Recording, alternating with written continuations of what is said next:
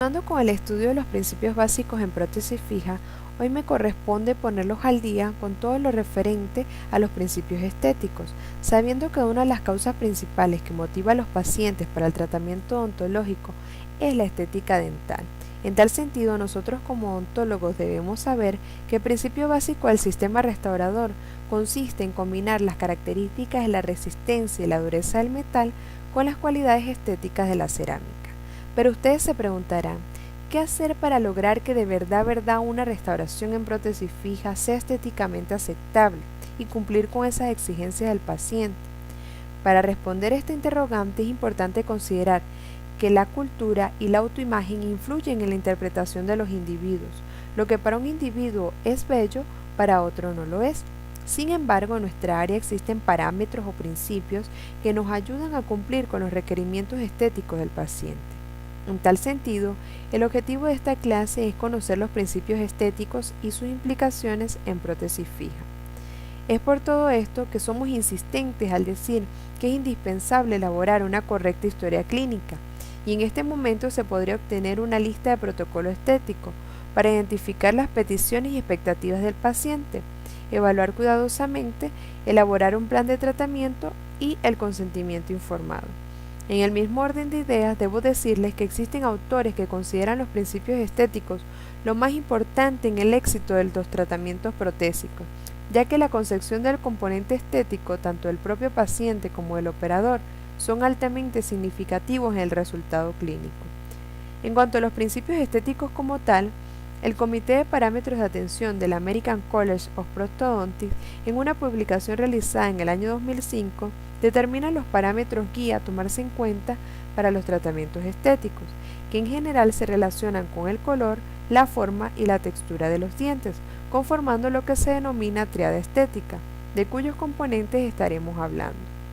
El color es el principio más importante y por eso hay varias cosas por saber acerca del color, y una de ellas es que el color de un objeto no es más que reflejo de la luz que incide sobre éste. En tal sentido, la apariencia única del diente es debida a la compleja interacción entre la luz y los tejidos dentarios, lo que puede ocasionar fenómenos ópticos, tales como la reflexión, que es la capacidad de una superficie de desviar los rayos luminosos o lumínicos que incidan sobre ella y se relaciona con la cantidad de luz reflejada para determinar el brillo. A mayor luz reflejada, más brillante. En este diagrama observamos la incidencia de los rayos de luz que pueden ser desviados y determinan el brillo.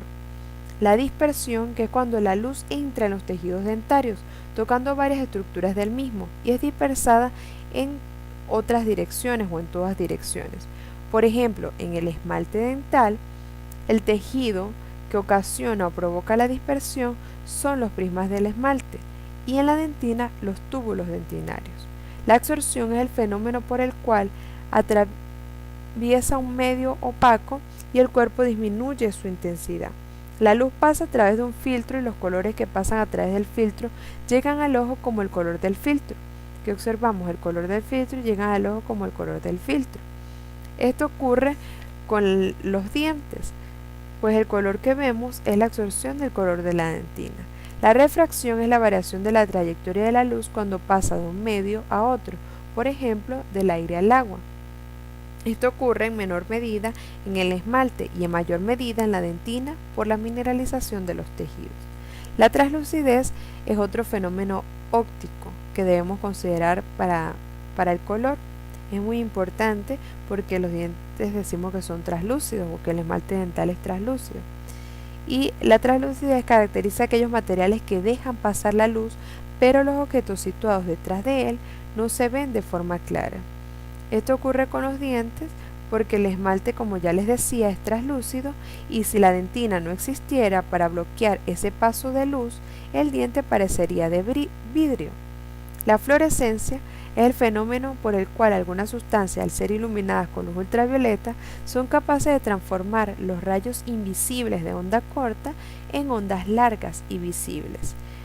Los dientes son de fluorescencia blanco-azulada. El metamerismo es la propiedad que tienen algunos cuerpos de mostrar el mismo color bajo cierto tipo de luz, pero que al variar esta luz, el color se hace diferente. Por eso observamos esta imagen, esta que tenemos aquí, la luz del sol y la luz artificial. De allí deducimos por qué seleccionar el color de las restauraciones o de la cerámica bajo la luz natural, que ya es otro tema que veremos más adelante. La opalescencia es el término dado a las sustancias que muestran propiedades ópticas similares al ópalo, que es una piedra, la cual parece de color rojo amarillento cuando transmite la luz y azules cuando la reflejan. Y esto mismo sucede con los dientes, por eso en la escala de colores se atribuyen estos tonos. Son azules con la luz reflejada y naranja rojizo con la luz transmitida. Existen además las dimensiones del color, que son el matiz, el croma y el valor. Pero esto es un tema que explicaremos en la parte de selección del color en prótesis fija. Por ahora continuemos con el segundo componente de la tríada estética. Nos corresponde hablar de la forma, es decir, la morfología dentaria. Y en este aspecto no hay mucho que hablar, solo decir que la restauración definitiva debe tratar de imitar lo mejor posible la anatomía dentaria natural, para lograr una armonía no solamente dentaria, sino también facial, ya que la morfología dentaria o la forma del diente se relaciona muchas veces con la forma facial. Por eso esta imagen que observamos aquí, de las diferentes formas faciales y dentales. Los dientes además deben tener una inclinación progresiva mesial, y es lo que queremos observar en esta imagen.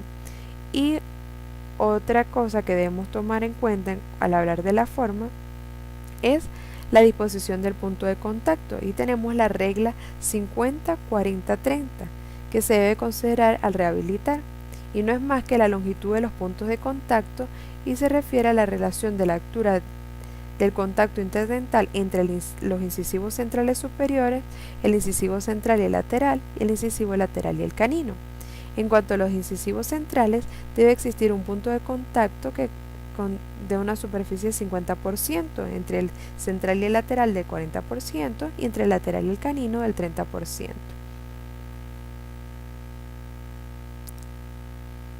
Y por último, no debemos olvidar la textura.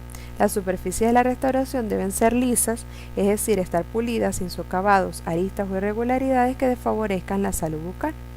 Además de la tríada estética, estos autores nos refieren la importancia de una información estética suplementaria que enriquece el tratamiento, y no es más que tomar en cuenta las relaciones faciales, las relaciones dentofaciales y las relaciones dentogingivales.